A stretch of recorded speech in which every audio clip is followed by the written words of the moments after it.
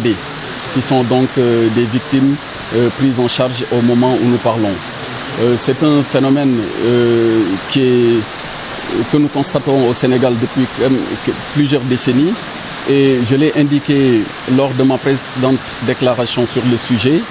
Le chef de l'État, son Excellence, Monsieur le Président de la République, Macky Sall, conscient de la complexité du phénomène, a décidé de modifier le décret portant organisation du ministère de l'Intérieur avec la création d'un comité interministériel de lutte contre l'immigration clandestine qui intègre en son sein plusieurs départements ministériels. Il y a un travail préalable qui a été fait depuis un peu plus d'un an, depuis donc 2 ans maintenant, et nous arrivons au bout du processus qui doit connaître son épilogue avec la validation politique prochaine, le 27 juillet, sous la présidence du Premier ministre Amadou Ba. Alors, c'est un phénomène, je le disais tantôt, très complexe, avec des causes variées, dont celle économique naturellement, mais d'autres liées plus spécifiquement à la tradition migratoire de certaines zones.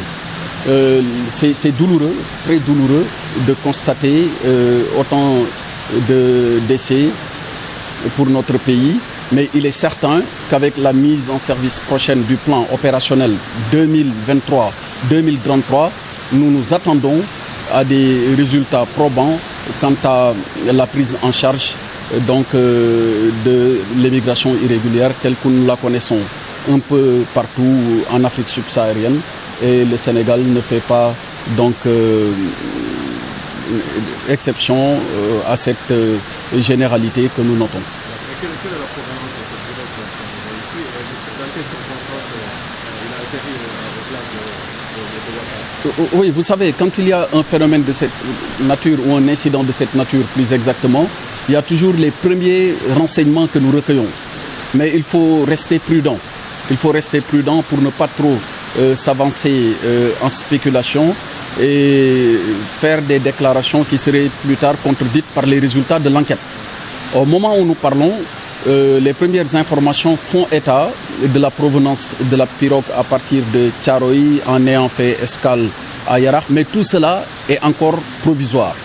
Il faudra évidemment attendre les auditions, les recoupements, ainsi que voilà, l'exploitation de toutes les données en notre possession plus tard pour avoir une certitude sur la provenance de la pirogue, mais également sur les circonstances dans lesquelles celle-ci a connu l'incident que nous regrettons et qui a entraîné les décès que nous déplorons.